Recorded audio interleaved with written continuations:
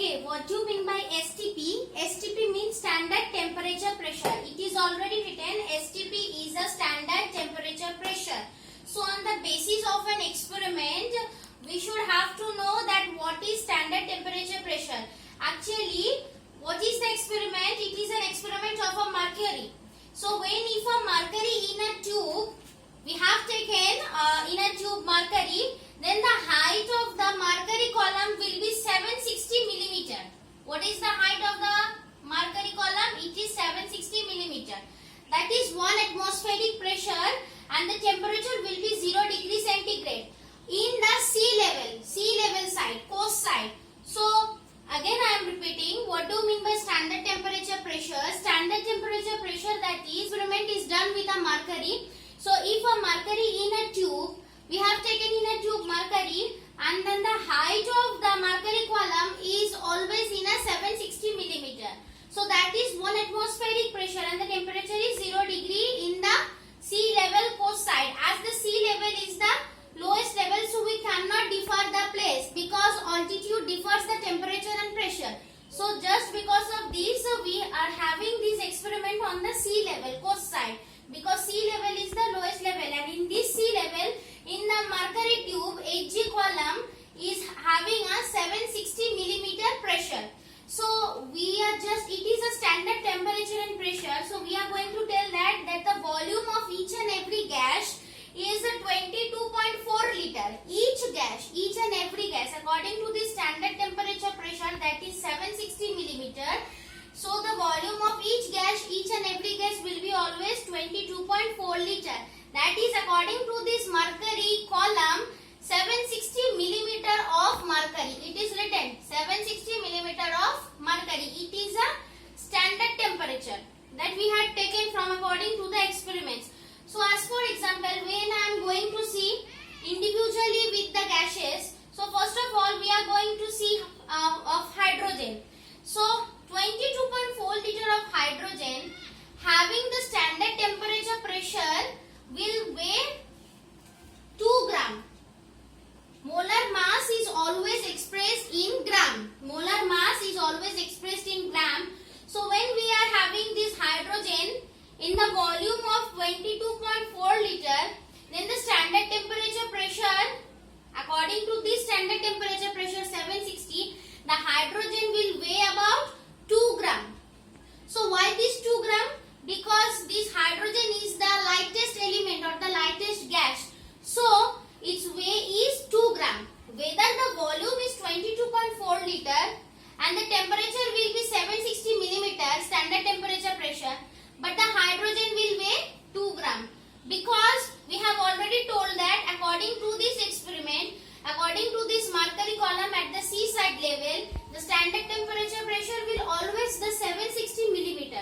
So that's why the volume of hydrogen is also 22.4 liter and the temperature will always 760 millimeter of mercury according to mercury standard temperature, but the weight of the hydrogen will always be 2 gram. Gram is an unit of the molar mass. It expressed, molar mass is expressed in gram. So that's why this is 2 gram, because hydrogen is the lightest element in the earth. So now we have going to come that ammonia, NH3. Ammonia is also having the volume that is 22.4 liter, as I said earlier. Each and every gas having 22.4 liter volume and standard temperature pressure will be 760 millimeter of mercury. So when we are seeing ammonia also having 22.4 liter volume and the standard temperature will always 760 millimeter. So after that the molar mass of ammonia will be 17 gram. Why? Because this 17 gram? Because ammonia is the heaviest element. As hydrogen is 2 gram, because hydrogen is the lightest element, whether hydrogen is taken the volume that is 22.4 liter and the standard temperature will be 760 millimeter, but as hydrogen is the lightest element, so it will weigh 2 gram. Whereas in the case of ammonia also, as the volume of ammonia is also 22.4 liter and the temperature, standard temperature pressure will be 760 millimeter of mercury standard temperature, but still ammonia will weigh 17 gram because ammonia heaviest element. So there is the difference, 2 gram.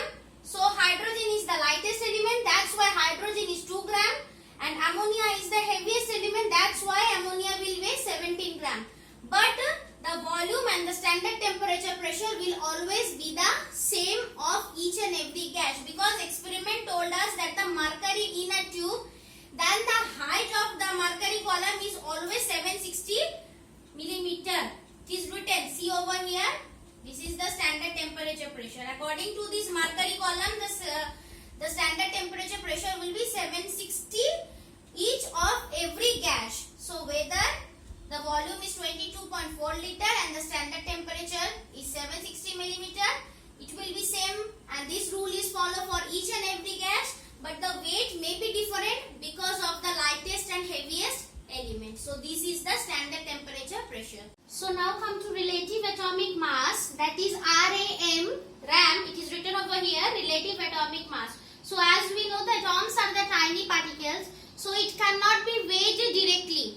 So those atoms are the tiny particles, so it cannot be weighed directly. So what we are doing, how we find out the atomic mass? So first of time, that in earlier case, the mass of hydrogen was chosen as a unit.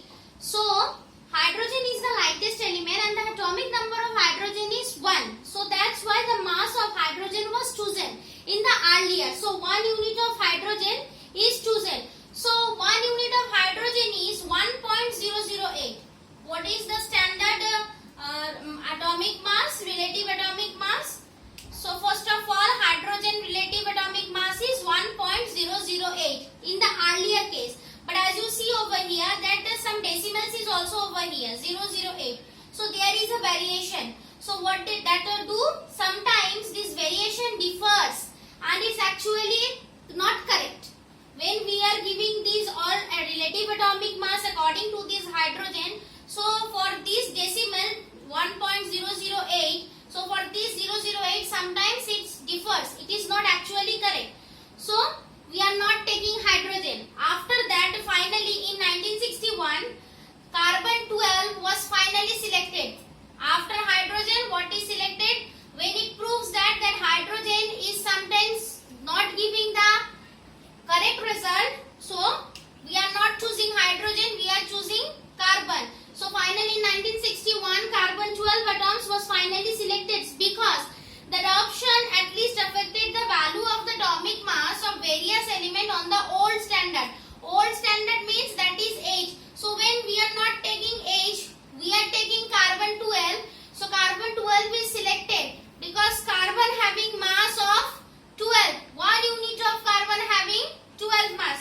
So you have seen over here, 1 unit of carbon having 12 mass. So it is taken as a standard. So how do we find out the relative atomic mass? That is the mass of one atom of the element. We have to take mass of 1 unit of the element and the 1/12 of the mass of one carbon atom. So this is the formula.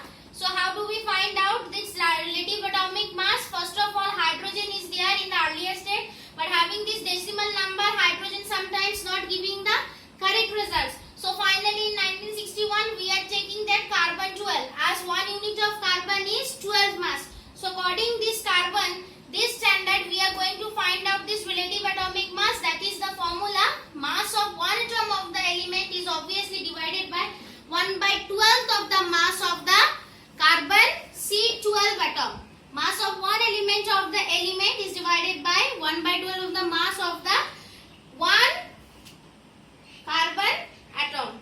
So by this way we have to going to find out the relative atomic mass. So we will find out the relative molecular mass.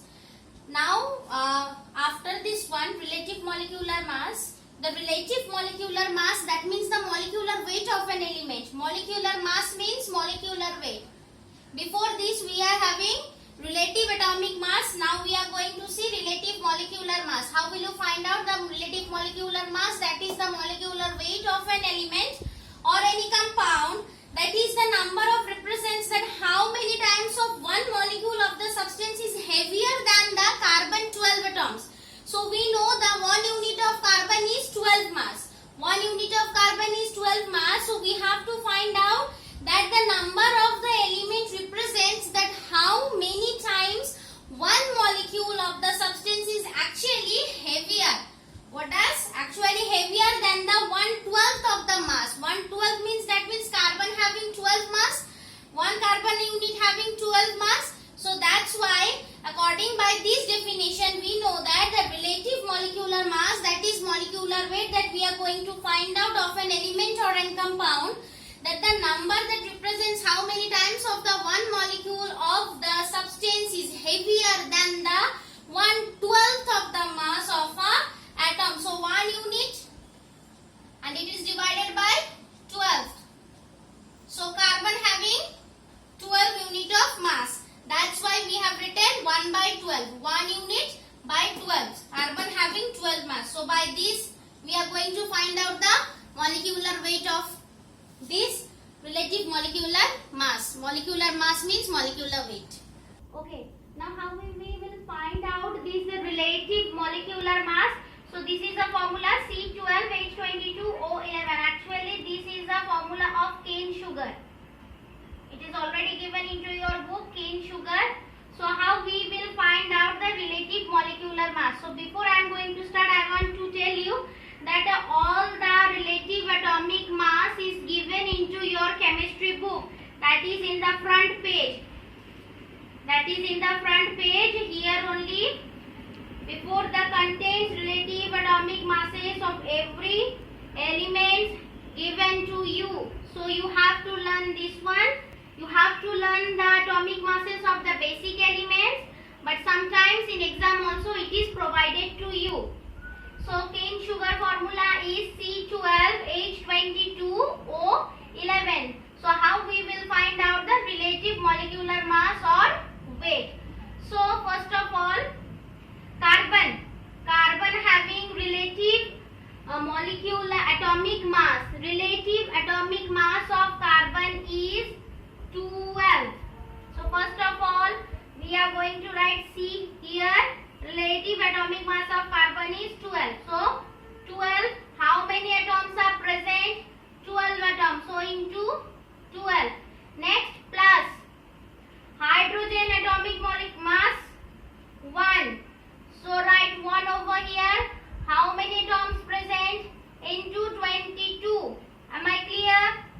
Atomic mass, relative atomic mass of carbon is 12. So that's why I am writing over here 12. How many number of atom present carbon? That is 12. So 12 into 12 plus hydrogen atomic mass 1. How many atoms? 22. So 1 into 22. Another one oxygen. Atomic mass of oxygen is 16. So here 16 into 11.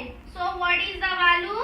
12 into 12, that is 144 plus 22 plus 176. Now add all this.